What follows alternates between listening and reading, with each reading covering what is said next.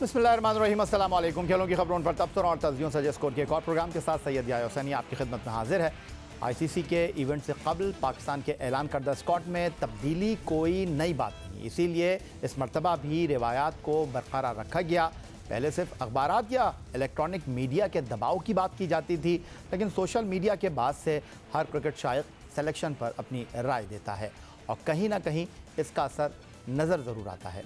England और New Zealand की series मनसूख होने के बाद नेशनल T20 कप में मुंतखब करदा चंद खिलाड़ियों की परफॉर्मेंस ने सिर्फ सिलेक्शन पर ही नहीं बल्कि उनके वर्ल्ड कप के लिए टिकट हासिल करने पर भी सवालिया निशान लगा दिया था। आखिरकार टीम में 3 तब्दीलियां की गईं, लेकिन सेंट्रल पंजाब से 2 अच्छे इनिंग्स खेलने के बावजूद शुएब मलिक सिलेक्शन कमेटी की पहली चॉइस ना बन सके। शोएब मकसूद की बदकिस्मती शुएब मलिक के लिए नेक शगुन साबित हुई और वो कौमी टीम में जगह हासिल करने में सुरखरू हो गए। T20 वर्ल्ड कप के लिए चीफ सिलेक्टर मोहम्मद वसीम की सरबराही में काम करने वाली सिलेक्शन कमेटी ने 6 सितंबर को पाकिस्तान के स्क्वाड का ऐलान किया और एक माह बाद मोहम्मद वसीम को इस टीम में तब्दीली करना पड़ गई। टीम की इब्तदाई सिलेक्शन में जिस खिलाड़ी पर सबसे ज़्यादा तनकीद हुई वो साबिक विकेट कीपर बैट्समैन और कप्तान मोइन खान के साहबजादे आज़म खान थे। उनकी जगह साबिक कप्तान Sarfaraz Ahmed second wicket keeper के तौर पर कौमी स्क्वाड का हिस्सा बन गए। फास्ट बॉलर मोहम्मद हसनैन जिनकी टीम में शमूलियत उनकी साबिक परफॉर्मेंस की बदौलत हुई, लेकिन नेशनल T20 उनके लिए बेहतर साबित ना हुआ। 8 मैच खेलकर 24 ओवर्स कराते हुए 6 विकेट ले पाए, जिसमें उन्होंने 9.66 की इकॉनमी से 232 रन दिए और उनकी बेहतरीन बॉलिंग 40 रन के एवज 2 विकेट रही। उनकी जगह शाहनवाज धानी को तो मौका नहीं मिला और वो रिजर्व खिलाड़ियों में ही शामिल रहे, लेकिन मोहम्मद वसीम ने हसनैन का मुतबादिल बैट्समैन की सूरत में ढूंढा और हैदर अली बतौर बैट्समैन कौमी स्क्वाड का हिस्सा बन गए। नौजवान बल्लेबाज हैदर अली ने नेशनल T20 कप में नॉर्दर्न के लिए उम्दा बल्लेबाजी करते हुए मैचों में 3 निफ सेंचुरियों के साथ 317 रन स्कोर किए। तीसरी तब्दीली खुशदिल शाह की जगह हुई, लेकिन मिडल ऑर्डर के मुतबादिल के तौर पर उनकी जगह टीम में एक ओपनर फ़खर जमान को रखा गया।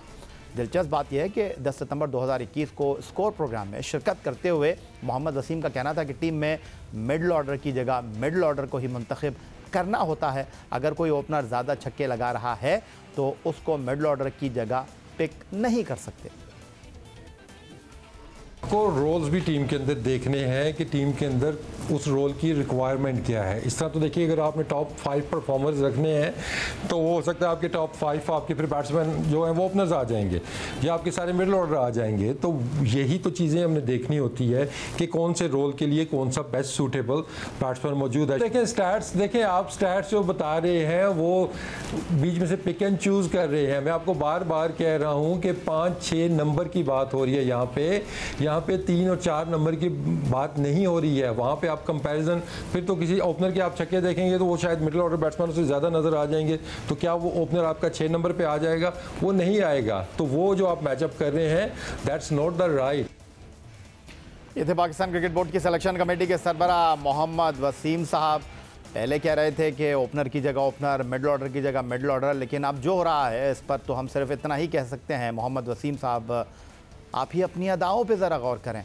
हम अगर अर्ज़ करेंगे तो शिकायत होगी। इस गुफ्तगू में शामिल कर लेते हैं पाकिस्तान के साबिक टेस्ट स्पिनर, पाकिस्तान के लिए वनडे, टेस्ट और T20 बैनुल-अक़वामी सतह पर खेलने वाले बाएं हाथ के स्पिन बॉलर, इकबाल के शहर सियालकोट से ताल्लुक़ रखने वाले अब्दुल रहमान साहब लाहौर स्टूडियो से हमें ज्वाइन कर रहे हैं। आपको खुशामदीद कहेंगे।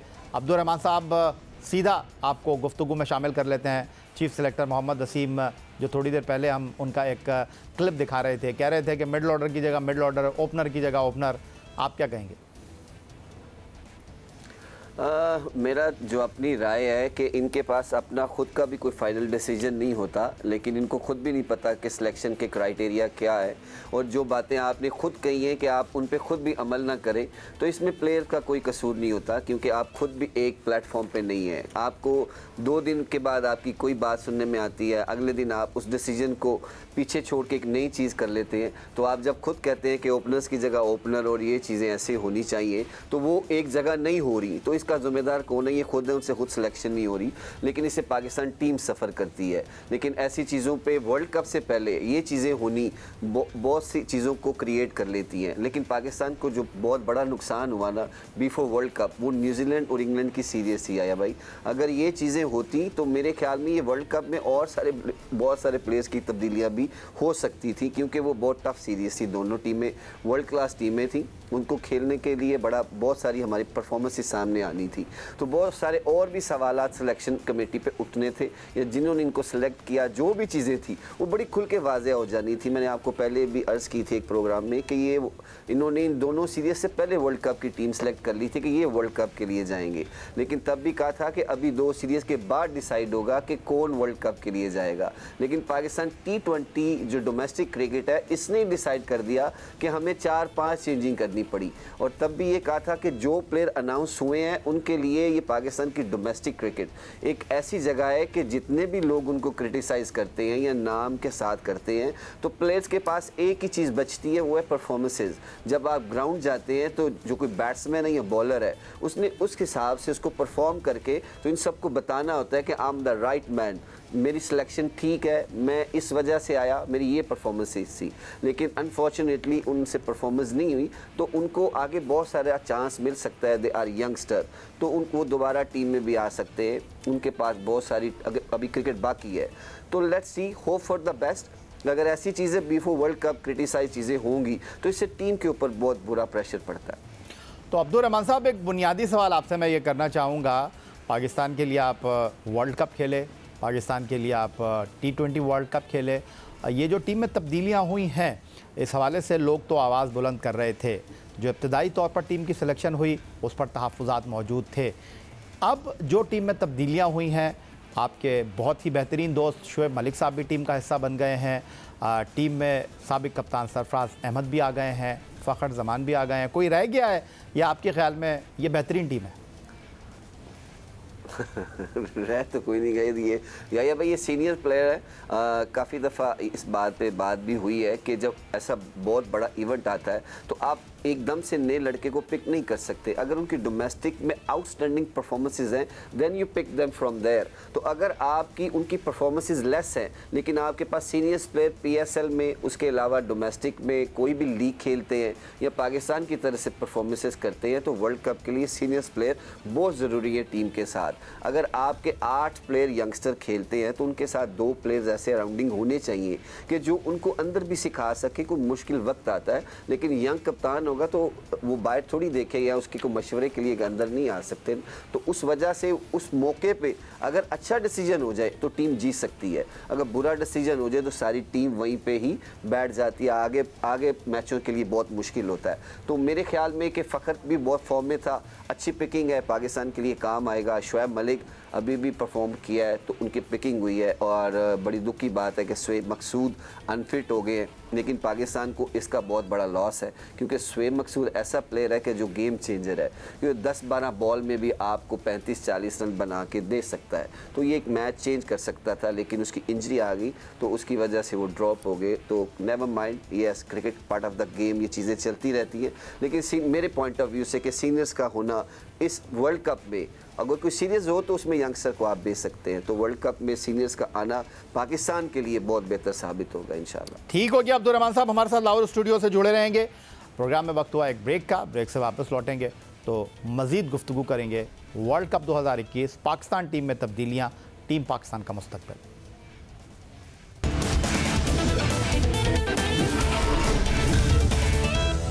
8 अक्टूबर को टीम में जो तब्दीलियां की गई उसमें सेंट्रल पंजाब की नुमाइंदगी करने वाले शुएब मलिक का नाम शामिल न था। तजुर्बेकार ऑलराउंडर ने नेशनल T20 कप के 7 मैच खेलकर 225 रन स्कोर किए, जिसमें उनका बेहतरीन स्कोर नॉट आउट 85 रहा, मगर वो फिर भी खुशदिल शाह की जगह टीम में शामिल ना हुए। इस मौके पर एक शेर याद आ रहा है, मुद्दई लाख बुरा चाहे तो क्या होता है, वही होता है जो मंजूर खुदा होता है। शुएब मकसूद बदकिस्मती से कमर की तकलीफ़ में मुब्तला हो गए और चारा ना चारा शुएब मलिक को टीम में शामिल कर लिया गया। 10 सितंबर को ही अपने प्रोग्राम में हमने चीफ सेलेक्टर मोहम्मद वसीम से गुफ्तगू करते हुए शुएब मलिक को शामिल न करने और खुशदिल शाह को कम बैक करने पर सवाल किया, तो उन्होंने क्या जवाब दिया, ज़रा वो भी सुन लीजिए।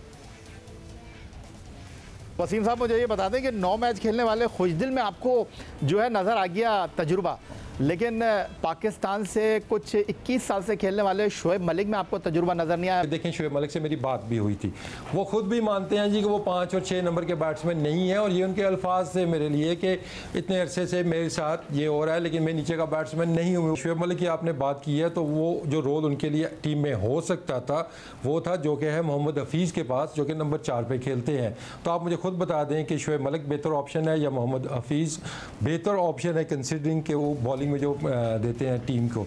बाकी जो बैट्समैनों की आपने बात की है वो डिफरेंट सिनारियोज के बैट्समैन है कि खुशदिल का अगर आप देखते हैं, उसके अगर आप छक्के भी देखते हैं, उसका स्ट्राइक रेट भी देखते हैं, और दूसरा फिर टाइप देखते हैं कि वो need left hander in the middle order. तो वो जो मैं रोल्स की बात कर रहा हूँ, टीम के रिक्वायरमेंट की बात कर रहा हूँ, तो कंपोजिशन की बात कर रहा हूँ कि मिडल ऑर्डर में हमें एक लेफ्ट हैंडर चाहिए था कि जो कि एग्रेसिव क्रिकेट खेल सके, और वो उसने प्रूव भी किया हो। वो PSL में देखते हैं, ये डोमेस्टिक क्रिकेट में भी अगर आप देखते हैं कि शोएब मलिक जहाँ पे खेल रहे थे वो डिफरेंट सिनारियो था, वो 4 नंबर पे या 3 नंबर पे वो ज़्यादा खेल रहे थे, उनके पास बॉलें ज़्यादा थी। इन बैट्समैनों के पास इनकी आप ऑब्वियसली एवरेज उतनी ज़्यादा मैटर नहीं करती, स्ट्राइक रेट ज़्यादा मैटर करता है। लेकिन बात फिर वही आती है कि वी आर टॉकिंग अबाउट 5 और 6 नंबर के, वहाँ पे हमारे पास बेस्ट स्ट्राइक रेट वाले जो बैट्समैन हैं जिनके अंदर एबिलिटी है कि वो कम बॉलों के ऊपर ज़्यादा रन्स बना सकें, तो वो बेस्ट प्लेज आपके सामने है। तो अब्दुल रहमान साहब, अब जो हमारे पास इत्तलात आ रही हैं वो यही है कि नंबर 4 पर हफीज़ खेलेंगे और नंबर 5 पर शोएब मलिक। और जब 6 सितंबर को वसीम साहब ने टीम सेलेक्ट की थी उस वक्त भी हमारा यही मौक़िफ़ था, और अब जब ये टीम में तब्दीली की गई है अब भी यही सिनेरियो बनता हुआ दिखाई दे रहा है। तो आप इस पर क्या तबसरा करेंगे? हाँ, यही बात यही है भाई कि उनको, मैंने आपको पहले भी कहा है कि मुझे जो लगता है उनको अपने डिसीजन पे खुद भी हैरानगी होती है, लेकिन उनको खुद ही सिलेक्शन का क्राइटेरिया मेरे ख्याल में कि उनको आइडिया नहीं है कि किस मौके पे किस प्लेयर को सिलेक्ट किया जाता है और किस मौके पे किस प्लेयर की ज़रूरत होती है। वर्ल्ड कप एक ऐसा इवेंट है कि जिसमें आपको सीनियर प्लेयर की ज़रूरत होती है। इसमें आप अगर ये बातें करेंगे कि नंबर 5 पे कौन खेलेगा, 6 के ये बैट्समैन नहीं है, तो लेकिन पूरी ज़िंदगी उन्होंने इन्हीं नंबर्स पे खेला है। अभी जिस लीग में भी वो खेलते हैं या जहाँ भी खेलते हैं तो ज़्यादा 4 या 5 नंबर पे ही खेलते हैं। लेकिन हफीज़ का और शोएब मलिक का कोई वो मैच नहीं है, क्योंकि हफीज़ लगातार पाकिस्तान से नंबर 4 पे बैटिंग कर रहे हैं, उनका बैटिंग ऑर्डर काफ़ी देर से इसी नंबर पर है। लेकिन शोएब मलिक इन आउट होते रहते हैं, लेकिन उनका नंबर तब भी 5 और 6 ही था, वो उससे पहले भी कभी 4 नंबर पे नहीं आए। तो लेकिन ये चीज़ें उनको खुद भी सोचनी चाहिए कि जो खुशदिल है, ठीक है, ही इज़ अ यंगस्टर और उसका स्ट्राइक रेट अच्छा है, लेकिन कोई ऐसे मैचेस नहीं है या PSL में या पाकिस्तान से भी जो खेले हैं कि उन्होंने जितवाए हों या वन साइडेड कर दी हो, तो आप कहें कि ये इस प्लेयर की ज़रूरत है। अगर आपको लेफ्ट हैंडेड बैट्समैन चाहिए तो पाकिस्तान में और बहुत सारी ऑप्शंस हैं। ठीक है अब्दुल रहमान साहब, आप हमारे साथ मौजूद रहेंगे और अब हम अमरीका चलेंगे, जहां वीडियो लिंक पर हमारे साथ मौजूद है वनडे क्रिकेट में पहली हैट्रिक करने वाले टेस्ट फास्ट बॉलर जलालुद्दीन साहब। खुशामदीद कहूँगा आपको। वर्ल्ड कप स्क्वाड में तब्दीली वक्त और हालात की ज़रूरत समझी जा रही थी, आप इस बारे में क्या राय रखते हैं? मीडिया का दबाव, गलत सिलेक्शन या फिर मुंतखब खिलाड़ियों पर अदम एतमाद सिलेक्शन में तब्दीली के मुहर्रिकात, जलालुद्दीन साहब आपकी नज़र में क्या है? क्या कि टीम में तब्दीलियां किस वजह से हुई, तो मैं यही कहूँगा इसके सबसे बड़े जिम्मेदार तो खुद मोहम्मद वसीम जो कि चीफ सेलेक्टर हैं, उनकी शख्सियत है। क्योंकि जब तक आपकी कोई लाइफ की वैल्यूज़ ना हो, सेल्फ स्टीम ना हो, तो आप एक स्ट्रॉन्ग डिसीजन नहीं ले सकते। जब उन्होंने आजम खान, खुशदिल शाह और मोहम्मद आसिफ को सिलेक्ट किया तो ये कह के किया था कि इनकी परफॉर्मेंसेज तो नहीं है, मगर जिस नंबर के लिए इन्हें इस वर्ल्ड कप के लिए सिलेक्ट किया गया उसके लिए वो आइडियल हैं, वो मैच चेंज कर सकते हैं, वो पावर हिटर है। मगर अब जबकि उन्हें ड्रॉप किया गया तो ये कह के ड्रॉप कर दिया गया कि इनकी टीम T20 जो नेशनल चैंपियनशिप है उसमें परफॉर्मेंस नहीं है। तो जब इस तरह के आप फैसले करते हैं तो फिर आप जाहिर है कि स्ट्रॉन्ग डिसीजन ले नहीं सकते, क्योंकि आपकी कोई अपनी लाइफ की वैल्यूज़ नहीं होती और आप फिर प्रेशर में आते हैं सोशल मीडिया के भी, फिर आप दूसरे लोगों की बातें सुनते हैं। और जहाँ तक जिन लोगों को लिया गया, जिसमें मैं ख़ास तौर से शोएब मलिक है, सरफराज अहमद है और फ़खर जमान है, इनको तो इनिशियली पहले ही टीम में होना चाहिए था। अब जबकि ये इस तरीके से टीम में आए तो कभी भी ये उस कल्चर का हिस्सा नहीं बन सकेंगे, टीम कॉम्बिनेशन का हिस्सा नहीं बनेंगे जो कि एक टीम को ज़रूरत होता है मैच जीतने के लिए। ज़रूर परफॉर्म करेंगे मगर ये परफॉर्मेंस उनकी टीम में रिफ्लेक्ट नहीं करेगी। और अगर परफॉर्मेंस पे जैसे आपने हैदर अली को लिया है तो मैं समझता हूँ अगर आप में विजडम होती तो इस वक्त आसिफ आफरीदी और इफ्तिखार अहमद को भी टीम में ले लेना चाहिए था, और शाहनवाज धानी को जब हसनैन को हटाया तो वो इसका हिस्सा होना चाहिए था। ये सारी चीज़ें हौच पौच हुई हैं और इससे टीम को कोई फ़ायदा नहीं होगा। जलालुद्दीन साहब, T20 वर्ल्ड कप के आगाज़ में अब कम वक्त बाकी रह गया है। पाकिस्तान अपना पहला मैच भारत के खिलाफ 24 अक्टूबर को दुबई में खेलेगा। पाकिस्तान क्रिकेट टीम को कहाँ देखते हैं आप इस टूर्नामेंट में? इसकी एक मैं बहुत इंटरेस्टिंग स्टोरी आपको बताऊं कि अगर हम शुरू में वर्स्ट परफॉर्मेंस देते हैं, यानी इंडिया से हार जाते हैं और एक आध मैच और हार जाते हैं, तो फिर हमारे चांस है कि हम कम बैक कर सकें। क्योंकि जब इस तरह की परफॉर्मेंस होती है इस रॉक बॉटम की, तो हमारे प्लेयर से प्रेशर हट जाता है, वो फेयरलेस क्रिकेट खेलना शुरू कर देते हैं और अपने अंदर जो कैपेसिटी है वो 100% देने लगते हैं।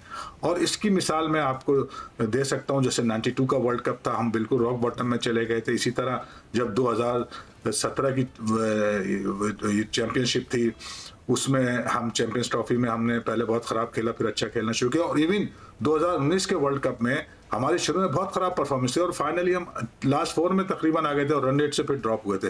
तो उसके लिए ज़रूरी है कि हम पहले ख़राब खेलें और फिर हम जाके फेयरलेस क्रिकेट खेलना शुरू करते हैं जब हमसे प्रेशर हट जाता है। तो ये बड़ी इंटरेस्टिंग चीज़ है, लेट्स सी। अदरवाइज अगर आप देखें तो ऑन पेपर हमारी टीम इस काबिल नहीं है कि वो सेमीफाइनल के लिए भी क्वालिफाई करे। एक ही है ट्रैक रिकॉर्ड हमारा इस तरह का है कि बहुत ख़राब खेल के हम अच्छा खेल सकते हैं, इसी पे हम उम्मीद कर सकते हैं। देखें अब क्या होता है। बहुत शुक्रिया आपका अब्दुल रहमान साहब, बहुत शुक्रिया आपका। टेस्ट फास्ट बॉलर जलालुद्दीन आज के इस प्रोग्राम में हमारे साथ मौजूद थे। पाकिस्तान में क्रिकेट वर्ल्ड कप 2021 और पाकिस्तान टीम के इम्कानात पर गुफ्तगू कर रहे थे।